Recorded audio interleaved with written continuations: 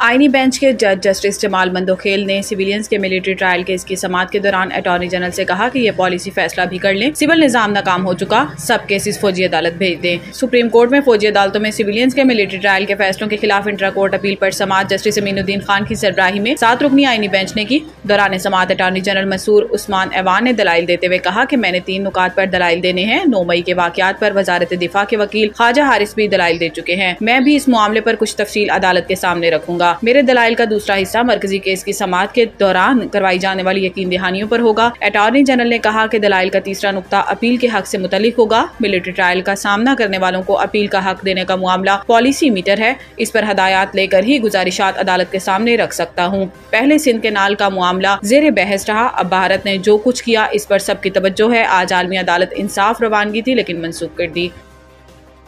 वज़ीर आज़म मोहम्मद शहबाज शरीफ ने कहा है कि सिक्योरिटी फोर्सेज मुल्क की सरहदों के दिफा और दहशतगर्दी की लानत के खात्मे के लिए अपने अज़म में गैर मुतज़लज़ल है। पाकिस्तान दहशतगर्दी के खिलाफ जंग जीत रहा है। वज़ीर आज़म मोहम्मद शहबाज शरीफ ने खैबर पख्तूनख्वा के जिला शुमाली वज़ीरिस्तान के इलाके हसन खेल में अफगानिस्तान से फितनतुल ख़ारिज के दहशतगर्दों की दरअंदाजी नाकाम बनाने पर सिक्योरिटी फोर्सेज की सताइश करते हुए इन्हें खराज तहसीन पेश किया। शहबाज शरीफ ने कहा कि सिक्योरिटी फोर्सेज ने शानदार पेशावराना महारत का मुजाहिरा करते हुए दहशतगर्दों को बर वक्त रोका। दहशतगर्दी के खिलाफ जंग में पूरी कौम सिक्योरिटी फोर्सेज के साथ खड़ी है। इन्होंने मजीद कहा है कि पाकिस्तान की सिक्योरिटी फोर्सेज मुल्क की सरहदों के दिफा और दहशतगर्दी की लानत के खात्मे के लिए अपने अज़म में गैर मुतज़लज़ल हैं। ये कामयाब कार्रवाइयाँ इस बात की निशानदही करती हैं कि पाकिस्तान दहशतगर्दी के खिलाफ जंग जीत रहा है और दहशतगर्दी के खिलाफ अहम कामयाबियाँ हासिल कर रहा है।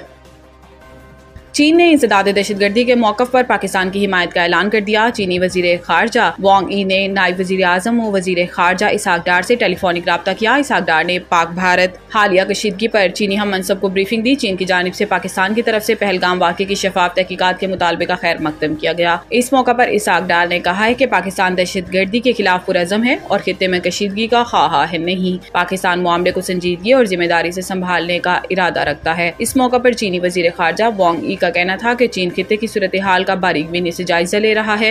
दहशतगर्दी के खिलाफ जंग तमाम ममालिक की मुश्तरका जिम्मेदारी है। चीन ने हमेशा पाकिस्तान की इंसदाद दहशतगर्दी के मौक़िफ़ की हिमायत की। वांग यी ने कहा कि चीन पाकिस्तान की खुद मुख्तारी और सलामती के तहफ़्फ़ुज़ की मुकम्मल हिमायत करता है। पाक भारत कशीदगी दोनों ममालिक और खित्ते के अमन के लिए नुकसानदेह है।